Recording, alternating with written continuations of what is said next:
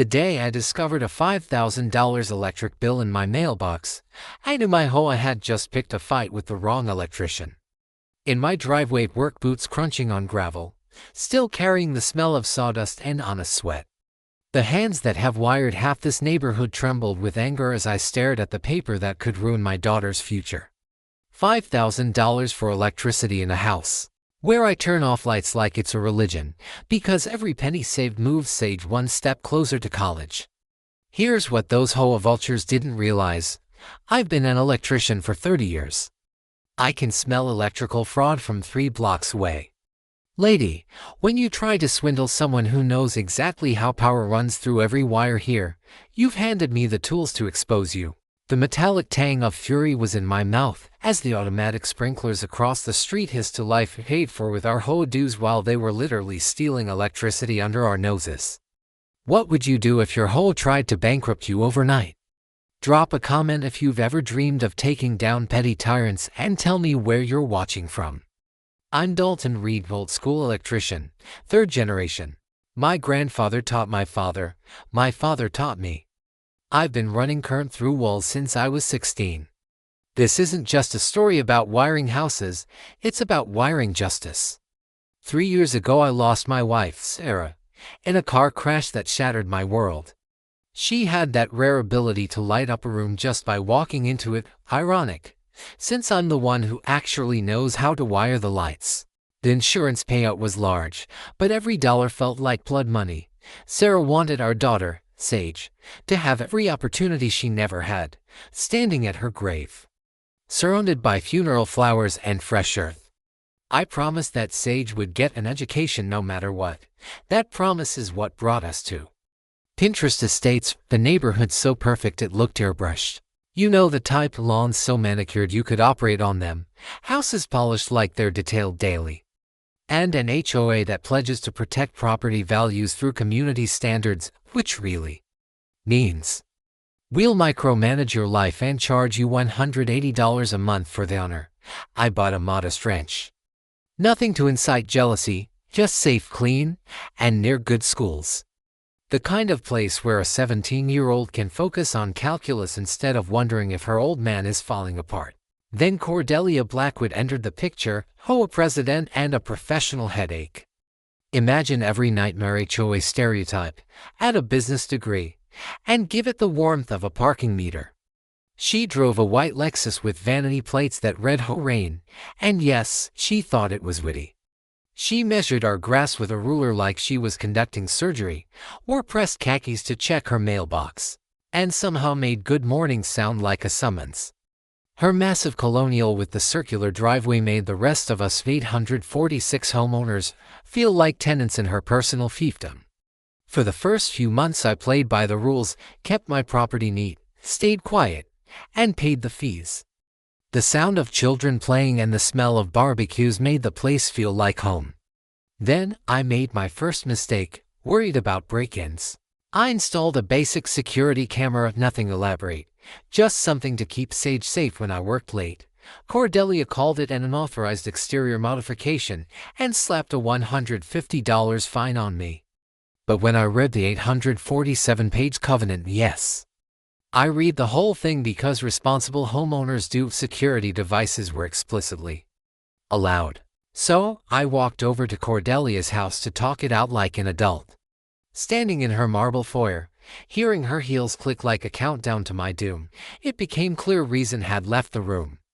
Interpretation is at the board's discretion, she said, arms crossed, looking at me like I'd tracked motor oil across her precious entryway. That was the start of what I now call death by 1,000 paper cuts. Every week brought a new violation. Grass measured at 3.22 inches when the limit was 3.0. Mailbox painted the wrong shade of black matte instead of semi-gloss, apparently a grave offense. A garden hose visible from the street, even though it was neatly coiled beside my house. Each so-called infraction came with a $150 fine and a $25 processing fee.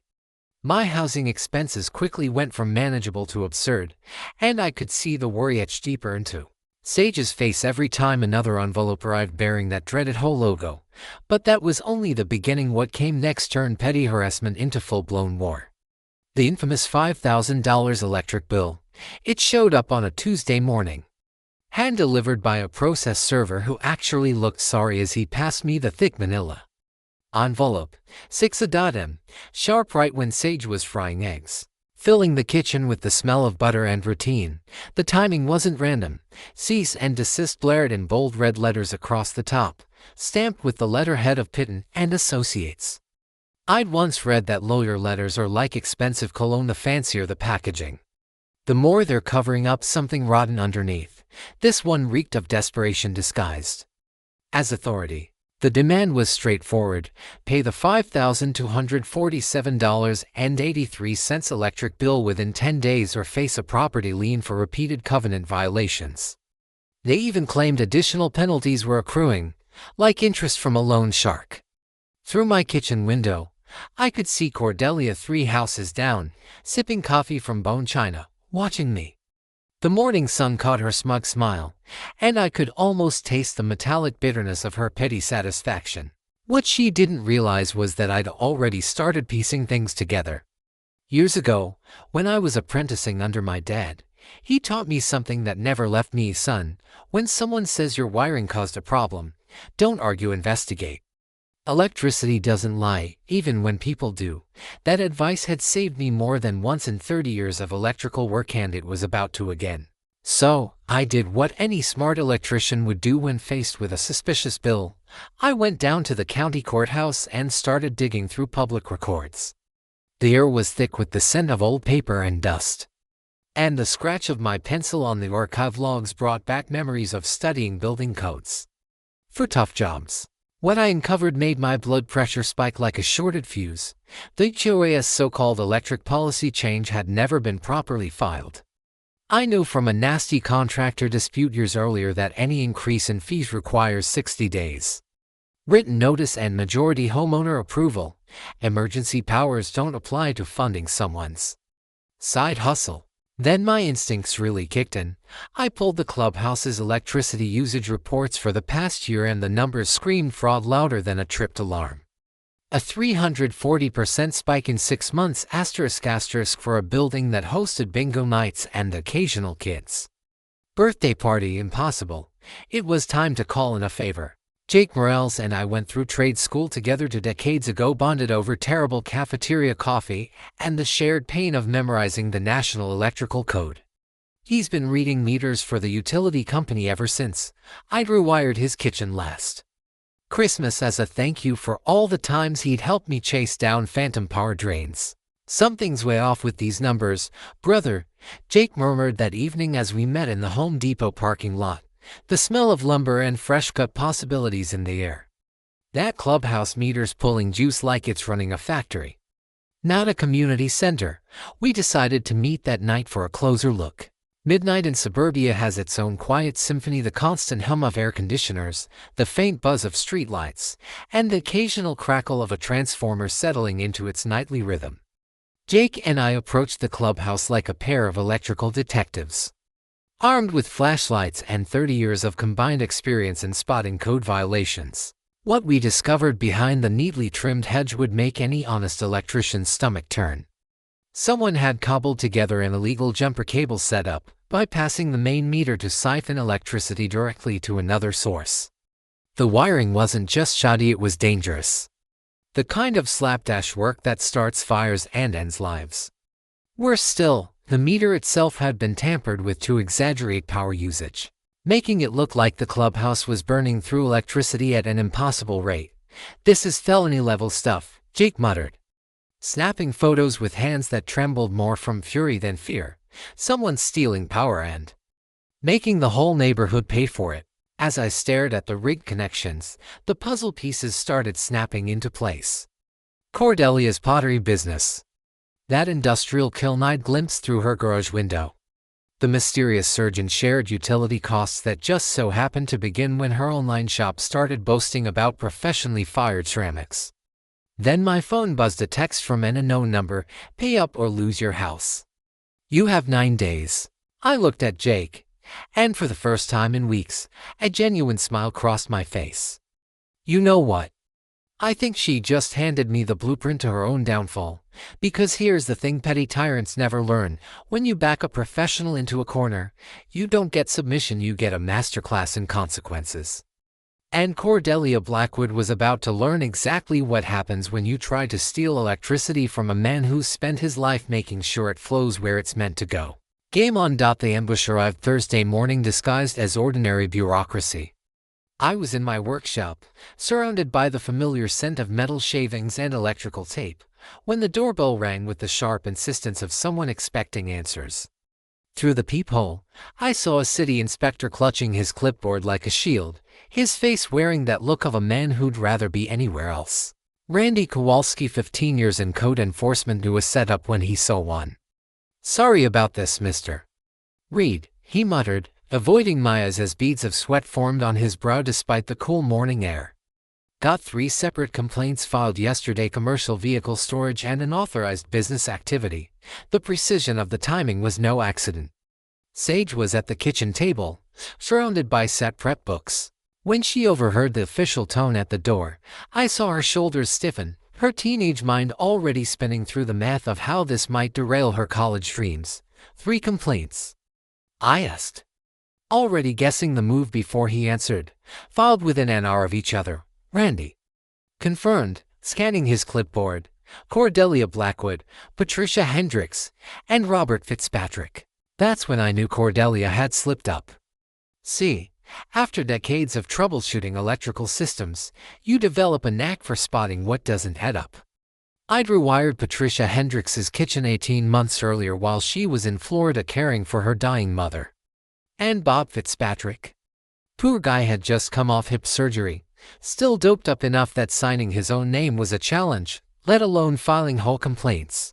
Yet somehow, both their signatures appeared on forms submitted yesterday. Right on cue, Cordelia appeared at my gate, timing her entrance with surgical precision. She carried her own clipboard because of course she did, and wore that smug, predatory smile of someone convinced her trap was about to spring shut. "Inspector Kowalski," she called sweetly, her voice dripping with fake concern. "I do hope you'll be thorough.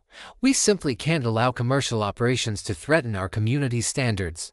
Randy shot me a weary look, the kind of look that said he'd seen this movie before. And it never ended well for anyone, but procedure was procedure.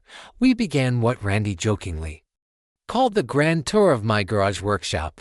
What he found inside was exactly what any reasonable person would expect: a clean, well-organized workspace with standard residential electrical service.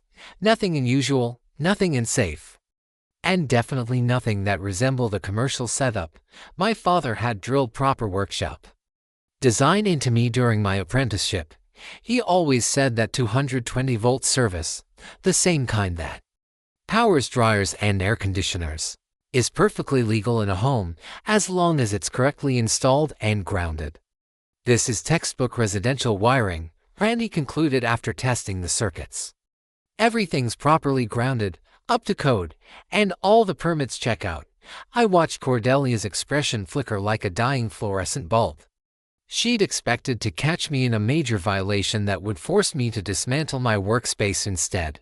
She was getting a public lesson in the difference between legitimate building codes and imaginary HOA authority. But she wasn't ready to give up yet.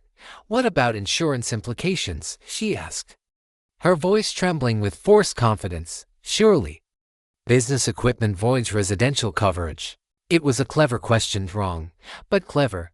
I'd looked into that very issue years ago when setting up my first home workshop because, much like faulty wiring, insurance companies will always look for a weak spot to exploit, but standard homeowner policies explicitly protect personal use workshops.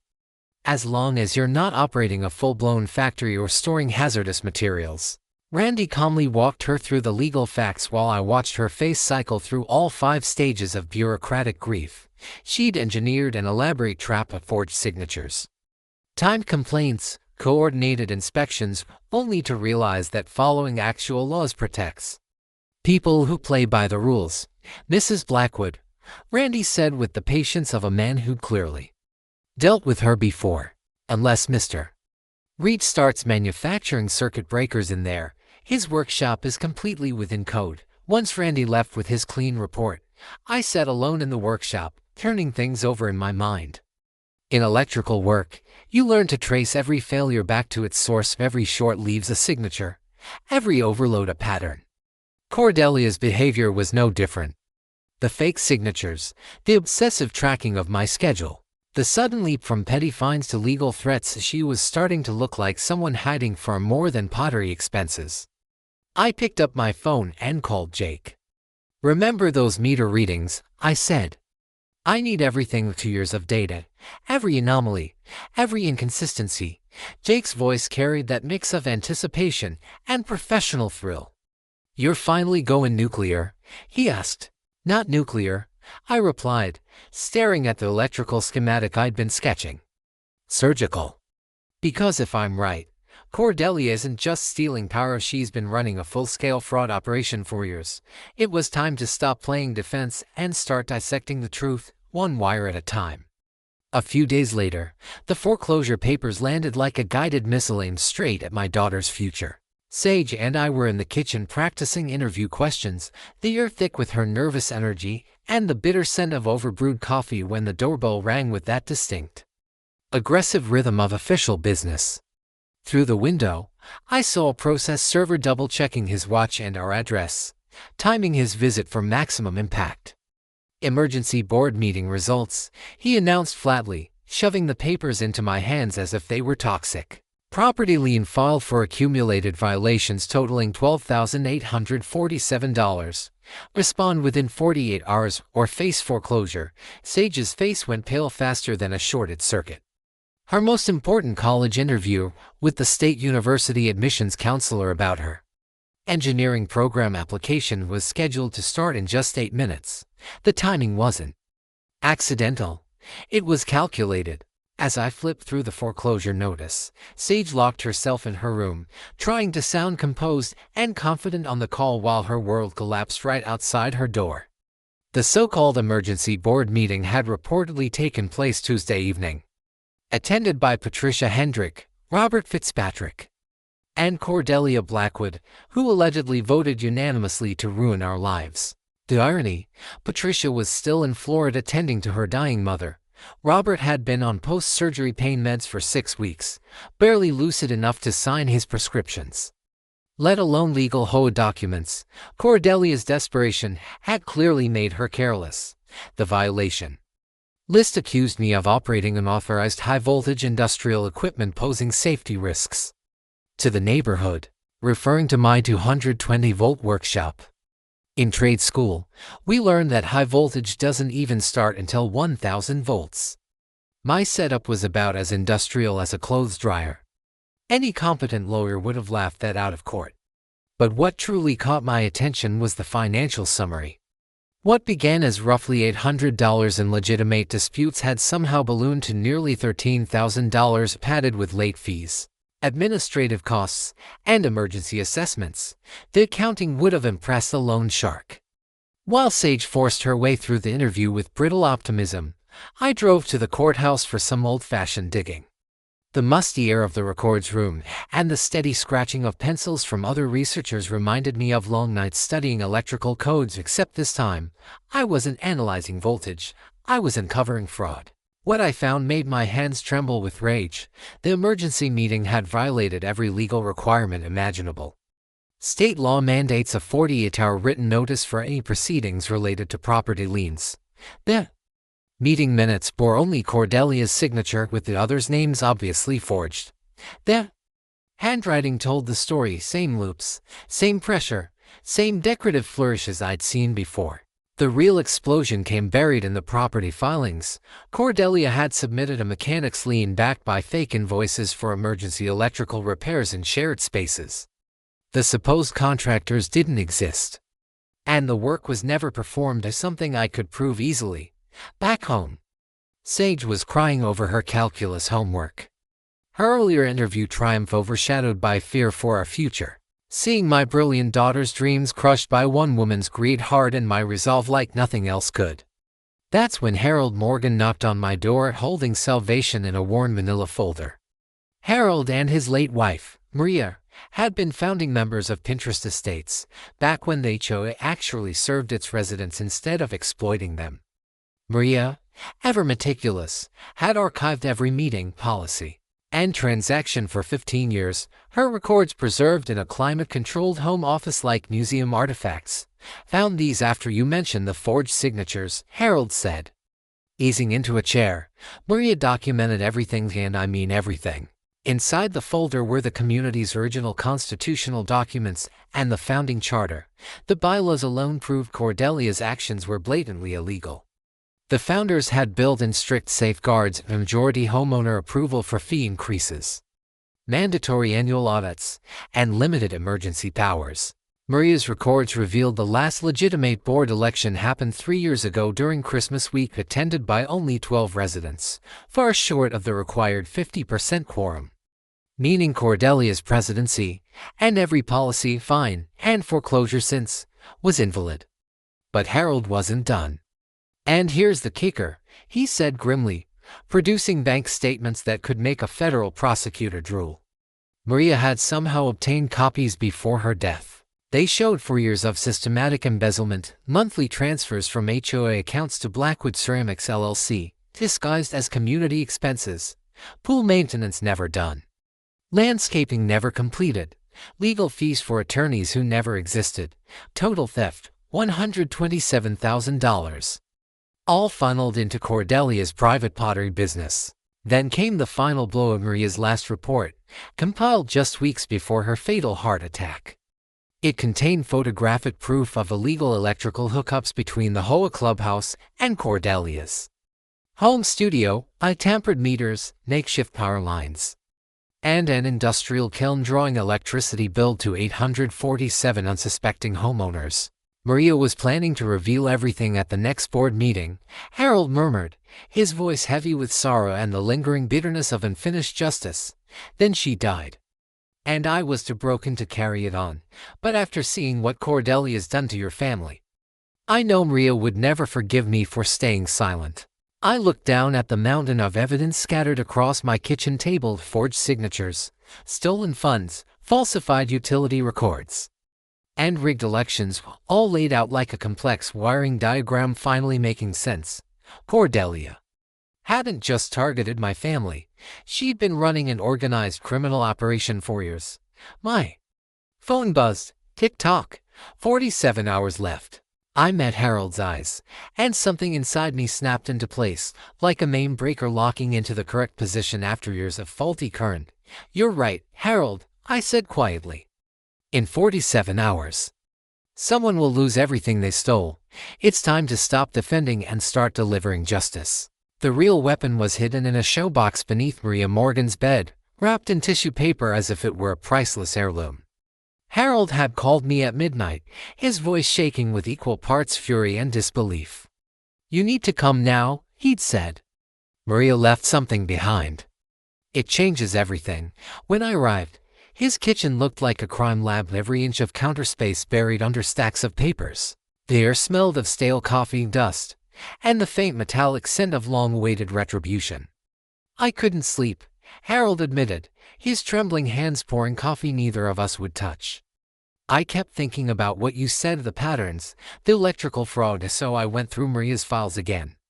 This time, I really looked. What he'd uncovered could have made a federal prosecutor weep with joy. Maria wasn't just keeping HOA records, Harold said, pulling a leather-bound book from the pile labeled Insurance Investigation, Confidential. She was building a case. Inside was proof of Maria's secret life as an investigator. For 2 years before her death, she'd been quietly collecting evidence of large-scale fraud within the HOA. Bank statements she'd accessed as treasurer. Photos snapped during early morning stakeouts. Utility bills showing power usage that defied logic. And then, the crown jewel. A manila envelope marked smoking gun, open only if something happens to me. The documents inside made my blood run cold. Cordelia's presidency wasn't merely invalid, it was pure fiction. The so-called election that put her in power never happened. The Christmas week meeting where 12 residents supposedly voted her in. Maria had confirmed the community center was closed for renovations that entire week. She's been faking everything for 3 years, I said slowly, the puzzle pieces locking together like a perfectly wired circuit. Meetings, elections, financial approvals, all fabricated. Harold nodded grimly. Every fine, every rule, every foreclosure threat, none of it has a shred of legal authority. We've been living under a false regime. But Maria had found something far worse. The electrical theft wasn't limited to Cordelia's pottery business, it was an entire infrastructure of deceit. She'd been rerouting power across the neighborhood from streetlights, pool equipment, even the emergency fire systems, all masked behind her bogus HOA orders. Look at this, Harold said, spreading out Maria's detailed calculations. 6 years of siphoned electricity. 847 families overbilled. Total fraud nearly $300,000 when you count the embezzlement. The scope was staggering. Cordelia hadn't just stolen power, she'd stolen trust money and livelihoods. Every inflated bill, every maintenance fee, every emergency assessment was part of a meticulously planned laundering scheme. There's more, Harold whispered, lowering his voice. Maria believed she wasn't the first to uncover it. He slid a small stack of newspaper clippings toward me. Articles about sudden deaths and unexplained departures of past HOA board members. 3 treasurers had died of heart attacks in the last decade. 2 members who questioned the finances had abruptly moved away after mysterious family crises. Maria thought she'd be next, Harold said quietly, pointing to her final journal entry dated the day before her death. She confronted Cordelia privately, threatened to expose everything. That same night, she died. The implication hung between us like the acrid smoke from burnt insulation. Whether Maria's death was natural or not, it had preserved Cordelia's empire and condemned our community to years of corruption. Why tell me this now? I asked, though deep down I already knew. Because Cordelia's doing to your family what she did to everyone who stood against her, Harold said, his tone hardening. Silence them. Discredit them. Drive them out. But this time, he paused, his eyes burning with resolve. She picked the wrong target. I stood over the mountain of evidence Maria had collected, spread across Harold's kitchen table, and felt something shift deep within me. This wasn't about an inflated electric bill anymore. It wasn't even about saving my home or protecting Sage's future. This was about justice for every neighbor Cordelia had exploited, every family she'd intimidated, and every life she'd quietly wrecked through her reign of organized deceit. Harold, I said, steadying my hands as I gathered the documents, we're not just going to expose Cordelia's crimes. We're going to make sure she faces federal charges for every law she's broken against this community. The victim had officially become the prosecutor and court was about to be in session. My workshop smelled like rebellion, coffee grounds, warm metal, and the faint adhesive tang of electrical tape mixed into the scent of long overdue justice. Harold showed up at dawn, carrying Maria's case files and battered bankers' boxes that looked like they'd survived a hurricane. Sage had already transformed my workbench into a command center. Her laptop hummed as she built intricate spreadsheets mapping fraud patterns with the precision of a master craftsman. The rich aroma of brewing coffee blended with decades of workshop nostalgia as we prepared to dismantle Cordelia's criminal network wire by wire, record by record. All right, team, I said, drawing on 30 years of diagnosing impossible electrical problems. We treat this like rewiring a house that's been mangled by amateurs. Methodical, thorough, absolutely bulletproof. By Tuesday evening, Mrs. Martinez had joined our small task force. Her paralegal expertise proved more valuable than a fully stocked toolbox. With practiced precision, she organized Maria's archives into clear legal categories, the kind that would make a federal prosecutor tear up with gratitude. For pillars of prosecution, Martinez explained, her tone calm but commanding: financial fraud, utility theft, election violations, and racketeering conspiracy. Each one reinforces the others, and any single one could send her to prison for decades. The financial evidence alone was damning. Maria's meticulous records revealed $127,000 in HOA funds, siphoned into Cordelia's personal accounts, pottery equipment bought with community money, Vacations disguised as board retreats, and fake invoices covering non-existent projects. The deception was so blatant it bordered on insulting. Here's a fun fact, Martinez said dryly, holding up a copy of the federal sentencing guidelines. Mail fraud carries 20 years per count. Cordelia mailed out fake invoices for 4 straight years. That's potentially 80 federal offenses right there. Meanwhile, my electrical analysis uncovered the full extent of her power theft. Jake Morales had dug up meter readings spanning 6 years' data that defied the laws of physics. Cordelia's pottery kilns were drawing industrial-scale electricity while her neighbors footed the bill for power they never used. Most people don't realize this, I explained, sketching out calculations across a notepad. High-temperature kilns use as much power as a small factory. Running multiple units non-stop requires industrial service costing 10 times more than residential, and it needs special permits. She had none. Sage's digital sleuthing completed the picture. Blackwood Ceramics, Cordelia's online storefront, bragged about professional-grade equipment and industrial firing capability while boasting over $200 zero in sales. "Dad, look at this," Sage said, scrolling through glowing customer reviews on Instagram. She's showing off her studio equipment, worth more than most people's cars, every bit of it paid for with stolen funds and powered by stolen electricity. Then came the election fraud so blatant it was almost laughable. Harold had obtained the official records confirming the so-called Christmas week vote never happened. The community center had been closed for renovations that entire week. The voting logs contained signatures from residents who'd moved away months earlier and even a few from the deceased. "Democracy dies in darkness," Harold muttered as he studied the forged names under my workshop magnifier. But Maria documented every single lie, every theft, every betrayal of public trust. Our humble garage had become a full-fledged war room, organized, strategic, and brimming with purpose. Every document, every number, every photograph brought us one step closer to bringing Cordelia Blackwood's empire crashing down. Mrs. Hendricks contributed the HOA's financial ledgers from her brief but legitimate term as treasurer, while Jake supplied verified utility fraud reports certain to trigger a federal probe. Martinez dug into precedent cases where similar HOA corruption had landed perpetrators in prison for decades. As I looked around my workshop, every surface covered in documentation, the realization struck me: we weren't merely assembling a case. We were crafting a federal prosecution that could become a model for dismantling organized crime.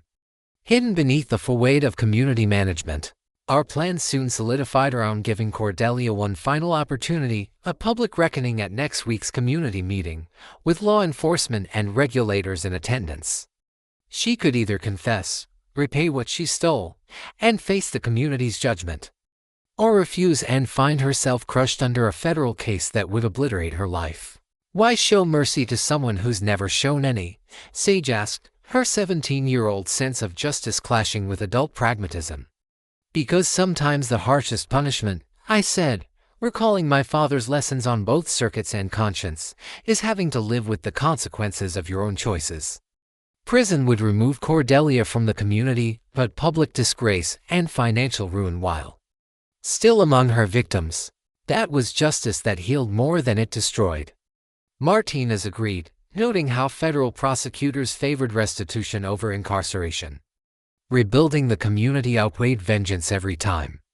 By Friday night, our evidence could have convicted a dozen criminals, 4 years of financial records, utility fraud impacting 847 families, election rigging that made corrupt regimes look transparent, and victim statements from 17 households terrorized under Cordelia's rule. 1 week from tonight, I told our gathered team, Cordelia Blackwood learns what happens when corruption finally meets consequences. The student had become the teacher and class was about to start. Her panic arrived Monday morning wrapped in luxury perfume and desperation. The legal envelope she sent was thick enough to serve as armor, plastered with 3 different law firm letterheads. Apparently, she'd been attorney shopping like an addict looking for a doctor willing to prescribe anything. Inside was a cease and desist letter written as if the author's legal education came from late night courtroom dramas demanding I stop all harassment, surveillance, and defamation. I was still chuckling over the legal farce in my workshop, surrounded by the scent of metal shavings and honest labor, when Sage burst through the door, laptop in hand, eyes gleaming. Cordelia's having a total meltdown online, she announced. Her Facebook's blowing up as she's been posting paranoid rants every hour since midnight, and it's glorious. The feed was a train wreck in progress. Cordelia simultaneously claimed she was the victim of conspiracy theorists and accidentally confessed to operating an unlicensed pottery business. She denied all HOA financial crimes while bragging about her industrial ceramic studio. She was, unbelievably, providing more evidence for the federal case while trying to proclaim innocence. Wait, it gets better, Sage grinned. She's been messaging other residents, trying to rally supporters. Look at these replies, hisses. Patterson's response cut like a scalpel. Cordelia, you stole $3,000 from me with fake fines. Contact me again, and I'll follow restraining order. The Hendrick family had been even blunter. We know you forged our signatures. Expect our lawyer to contact you. By Tuesday evening, Cordelia's desperation hit new low. Harold Morgan called during dinner, his voice tight with disbelief and fury, the kind reserved for people insulted by sheer audacity. She tried to bribe me, he said flatly. Showed up at my house with $10,000 in cash to get rid of Maria's old paperwork. The mental image alone was almost cinematic. Cordelia, trembling, holding stacks of bills that still smelled of the bank, trying to buy silence. In my trade, I learned that when someone starts throwing money at electrical problems instead of fixing the wiring, you're dealing with someone both desperate and dangerous. $5,700 bills, Harold continued, disgust thick in his tone. Hands shaking so bad she could barely hold the envelope. When I refused her bribe, she actually said, think about what's best for the community, Harold. By Wednesday, it was obvious Cordelia had completely abandoned rational thought.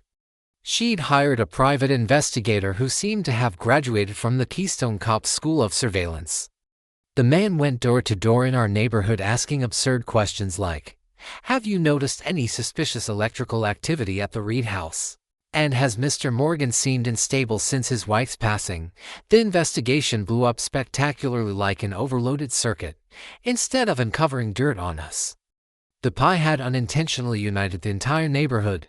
Families who'd been enduring Cordelia's bullying alone began sharing their stories and realizing they weren't the only ones targeted. Mrs. Rodriguez confessed she'd paid $4,000 in fake landscaping fines just to avoid further harassment. The Thompsons admitted they'd been extorted for $2,800 in bogus architectural penalties. Even new residents recalled being greeted with welcome packets full of threats and immediate fines. She's managed to organize the entire neighborhood against herself, Martinez remarked during our Thursday strategy meeting, her paralegal instincts recognizing the kind of pattern prosecutors love. Nothing brings people together faster than realizing they've all been victimized by the same sociopath. Friday morning, Cordelia's attacks turned personal. I found my work truck with all four tires / each cut clean and deliberate, reeking of hatred rather than random vandalism. The acrid scent of shredded rubber hung in the cool morning air.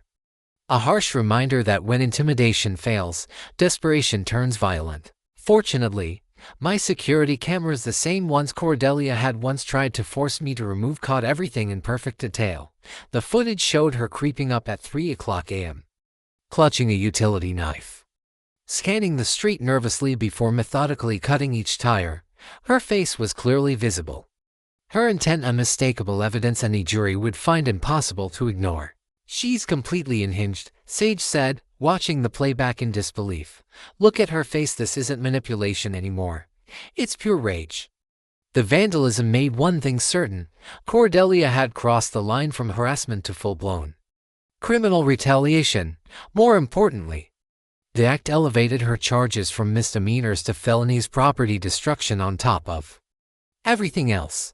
Jake Morales confirmed our suspicions when he called later that day with intel from the utility company. You're not going to believe this, he said. Cordelia's been calling our fraud hotline every day, insisting you're tampering with the neighborhood's power meters. The irony was almost poetic. While orchestrating massive utility fraud herself, she was accusing me of the very crimes she was committing. Jake added that her complaints had triggered an official investigation, which automatically notified federal authorities. By Saturday, Cordelia went nuclear, sending a mass email to all 847 residents, accusing me of being a danger to the community. She fabricated neighbor quotes, implying my electrical work had caused mysterious power outages, but her plan backfired instantly. Within hours, dozens of residents hit reply all, defending me and sharing their own horror stories about Cordelia's years of intimidation. The email thread turned into a living record of her abuse, a written confession of widespread criminal victimization. She's just handed federal prosecutors a gold mine, Martinez said, scanning the messages with a lawyer's precision. This single email proves her misconduct impacted hundreds of families over multiple years. By Sunday night, Cordelia had managed to commit federal bribery, property destruction, harassment, and mass defamation, all while we were still compiling evidence on her original crimes. She'd gone from calculating manipulator to panicked amateur, building the case that would destroy her. 6 days until the community meeting, I told the team, feeling justice hum in the air like live current through copper wire. Cordelia Blackwood is about to learn what happens when criminals finally run out of places to hide. The reckoning had arrived, and Cordelia had wired her own downfall. The sharp scent of panic blended with overpriced legal cologne as Harold burst into my workshop Tuesday morning, clutching papers that looked more like surrender flags than legal filings. "She's gone nuclear," he gasped. Still winded from sprinting 3 blocks, Cordelia filed for bankruptcy yesterday, claims she's being persecuted by vengeful neighbors and crushed under legal expenses. I was mid-voltage test on a circuit breaker when the words hit. The steady hum of my tools seemed to fade beneath the thunderous sound of justice finally breaking loose. Even the acrid smell of hot circuitry matched the metaphorical burning of Cordelia's collapsing empire. Emergency Chapter 7 filing, Harold continued, spreading documents across my workbench like evidence from a forensic lab.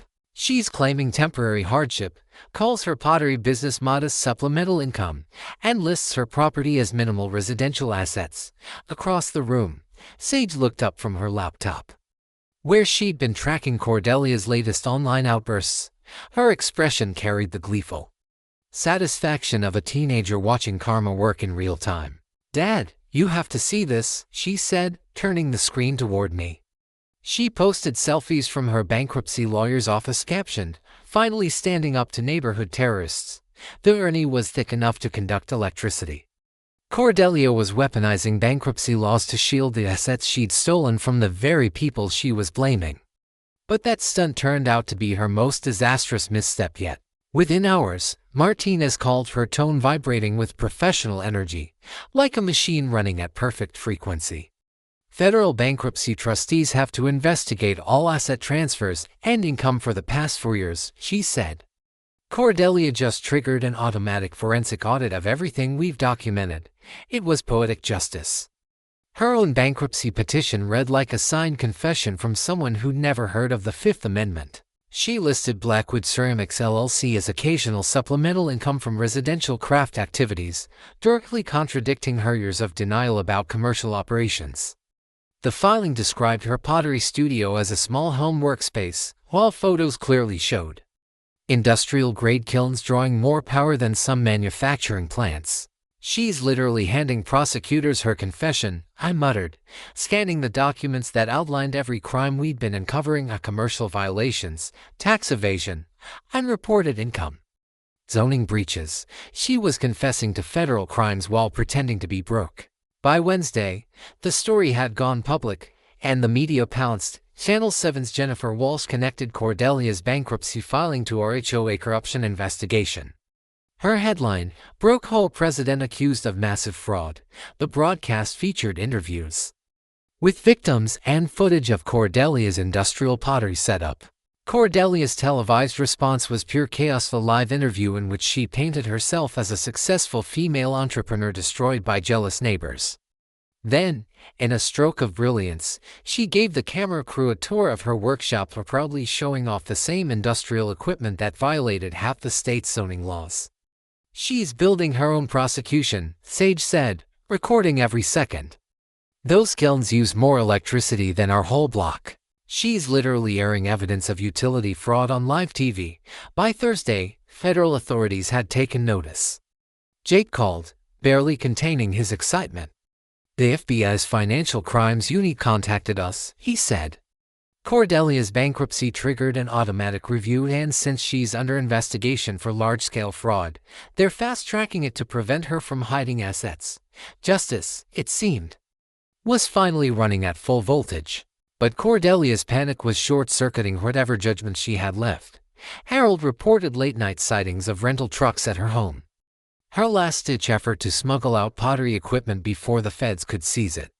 Neighborhood security cameras, the same ones she once tried to outlaw, caught every frantic trip, every box, every guilty movement. By Friday, her delusion had reached absurd levels.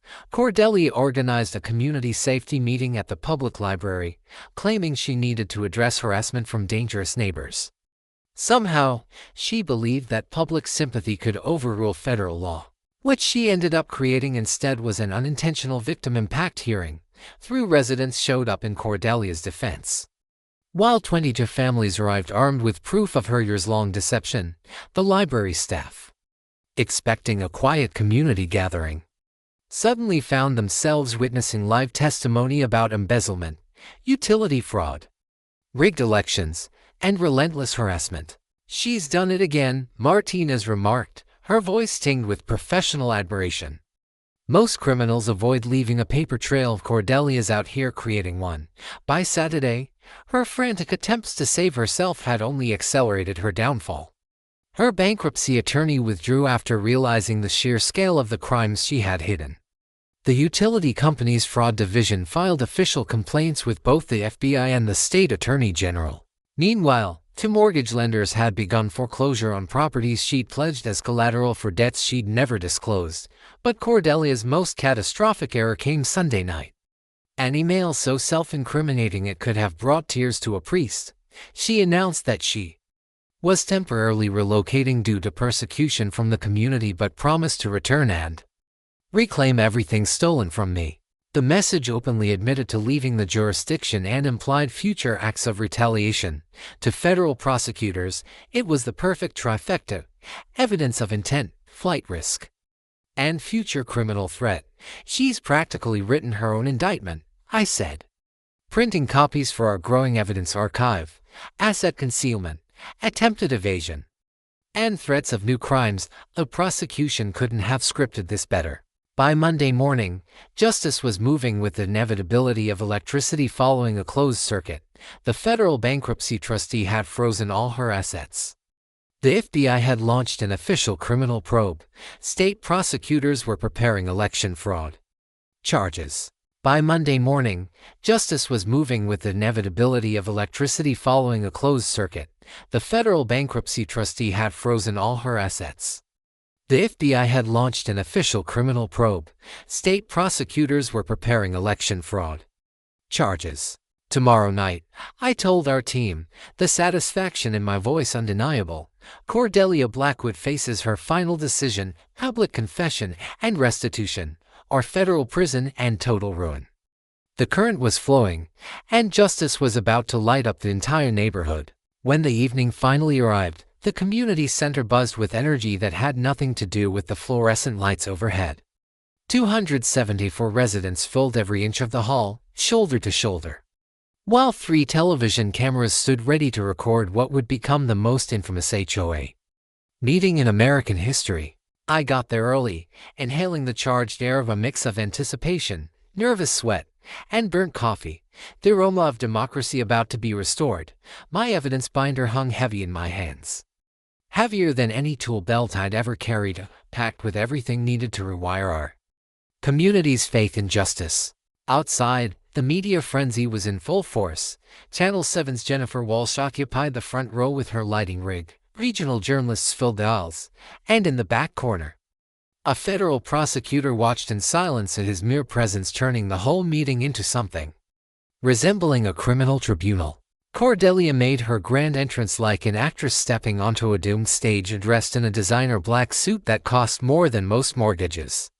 Escorted by a lawyer who kept checking his phone like a man awaiting evacuation orders from a sinking ship, she scanned the crowd with forced confidence, clinging to the illusion of control over a story already slipping away. "Before we begin," City Councilman Roberts announced, his voice steady with civic authority, "let the record show that both federal and state officials are present. Everything said here tonight is being recorded for potential legal action." Cordelia's complexion drained to the color of morning frost. Yet she straightened her spine as if bracing for a battle she already knew she couldn't win. Then Mrs. Martinez took the microphone. Her paralegal training was evident in every crisp page and neatly ordered document. "Ladies and gentlemen," she began, her voice steady and resolute, "we are here tonight to present 4 years of deliberate financial crimes committed against this community." The lights dimmed as the projector came alive, displaying bank statements across the screen, a cold, undeniable proof of theft totaling $127,000 in fabricated expenses. Pottery equipment bought with HOA funds, luxury cruises disguised as board retreats. Every transaction documented with the precision of a prosecutor's dream. "Every resident in this room has been systematically robbed by the very person they trusted to lead them," Martinez declared, her voice crackling through the silence like a live current on a grounded wire. Cordelia's attorney leaned in, whispering furiously. But she sat motionless, her face the pale mask of someone watching their empire collapse in ULT or a high definition. "Every resident in this room has been systematically robbed by the very person they trusted to lead them," Martinez declared, her voice crackling through the silence like a live current on a grounded wire. Cordelia's attorney leaned in, whispering furiously.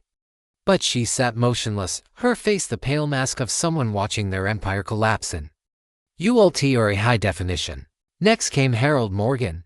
His voice trembled at first, then gained the strength of 3 years of bottled-up grief and long-delayed justice. "My late wife, Maria, uncovered that Mrs. Blackwood's entire presidency rests on falsified elections," he said firmly. "She's held no legal authority for the past 3 years. Every fine, every regulation, every policy, all of it is completely invalid." The crowd erupted, like a breaker finally tripping after years of overload. Homeowners who'd paid thousands in bogus fines suddenly realized they'd been ruled by someone with no more power than any OT, her neighbor. But it was the electrical theft evidence that finally broke Cordelia's composure. I stepped up to the microphone, carrying photographs that would make any honest electrician burn with outrage. My pulse thrummed with a mix of nerves and righteous fury. Justice had a scent, and tonight, it smelled like overheated wires and truth. "Mrs.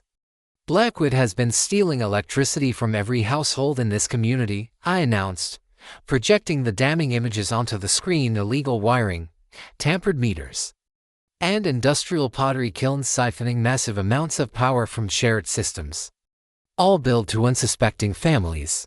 The photos showed crude wiring jobs that risked lives, patched together connections that violated every electrical code imaginable.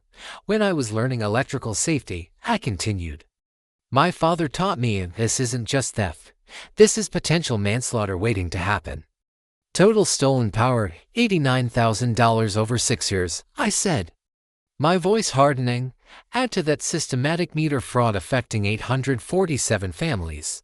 Federal investigators classify this as interstate commerce fraud, a felony with mandatory prison time."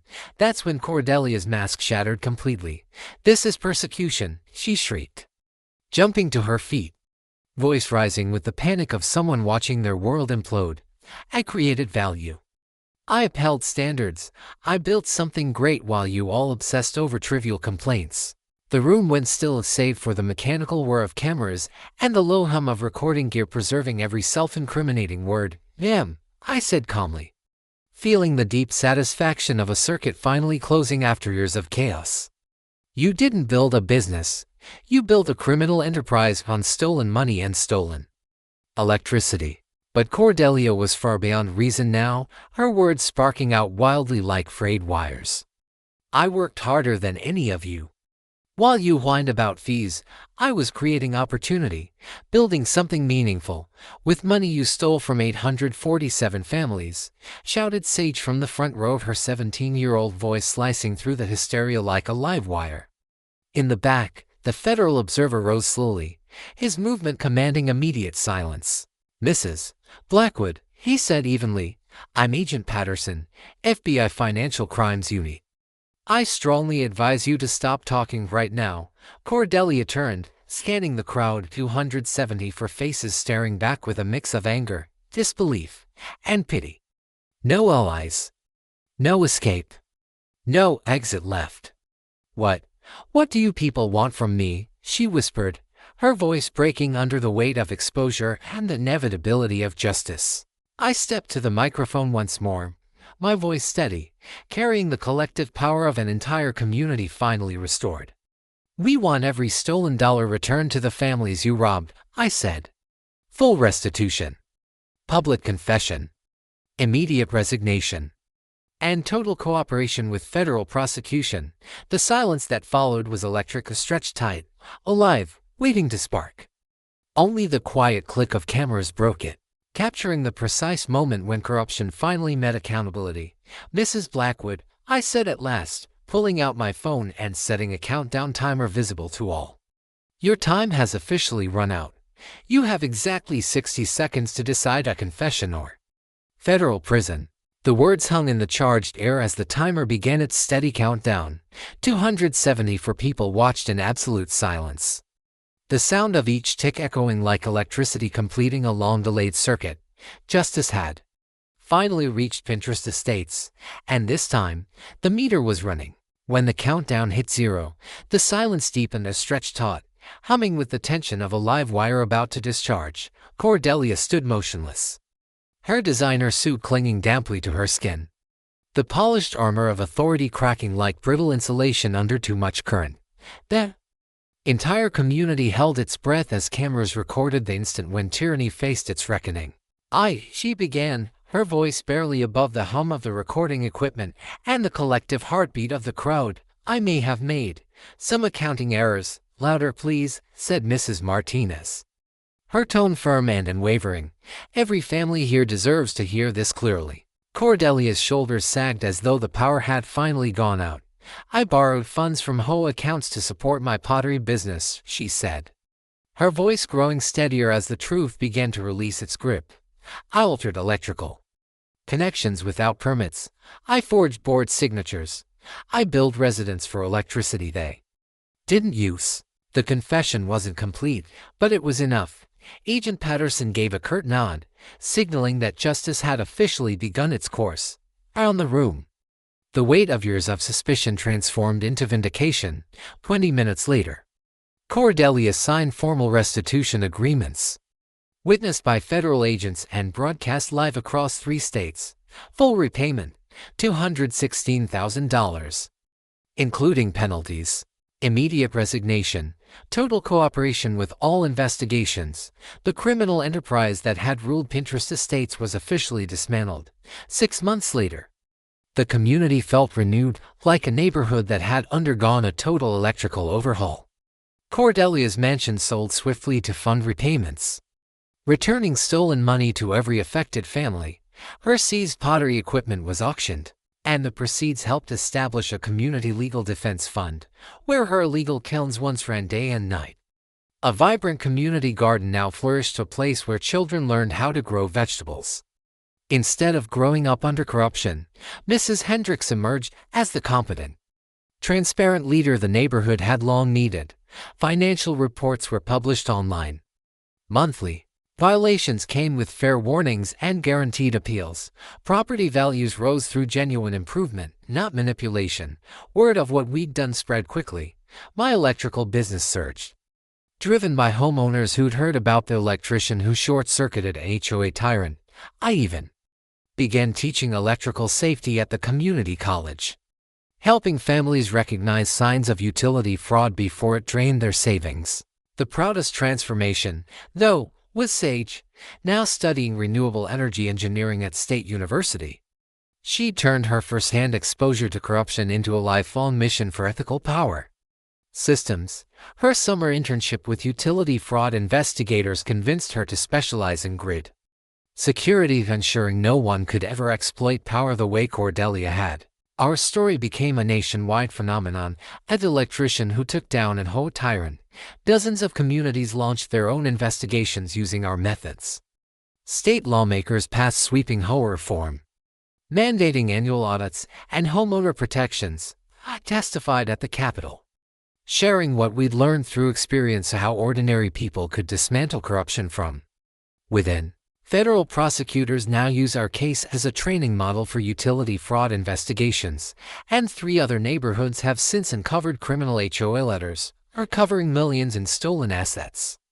The Maria Morgan Memorial Scholarship, funded through recovered embezzlement money, became another legacy of our victory. It supports students pursuing careers in ethics, law, and public service. Sage serves on the selection board during her breaks, ensuring Maria's dedication to truth and accountability continues to inspire new generations. 9 months after Cordelia's confession, I visited Sarah's grave. I told her about Sage's success, the community's rebirth, and how peace had finally returned. "She's going to change the world, honey," I said softly. "Already talking about running for city council after graduation. Probably end up rewiring democracy itself." The journey taught me that protecting your family sometimes means fighting battles you never wanted, but standing up to bullies is the only way to make sure they can't harm anyone else. True leadership isn't about control. It's about responsibility, doing what's right even when it's hard, messy, and costly. Cordelia eventually moved across the country, took a modest bookkeeping job, and lived quietly. Last Christmas, she sent an unsigned card that simply read, "Thank you for teaching me what I needed to learn." Harold saw her once at a grocery store.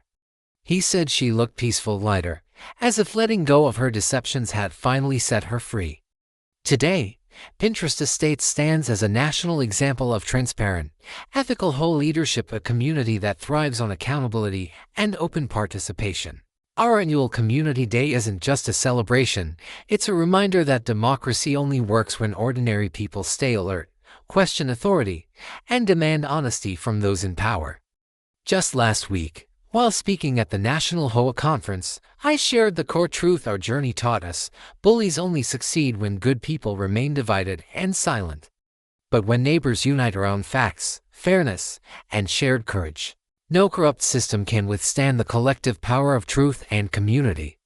Justice isn't about revenge, it's about prevention, ensuring that no one else falls victim to the same abuses. Tonight, Sage and I are back in my workshop, surrounded by the familiar scent of sawdust and the buzz of curious young minds learning about electrical safety. She's planning solar-powered systems that could make our entire neighborhood energy self-sufficient. Her textbooks and design sketches cover the same workbench where, years ago, we built the case that ended a criminal empire.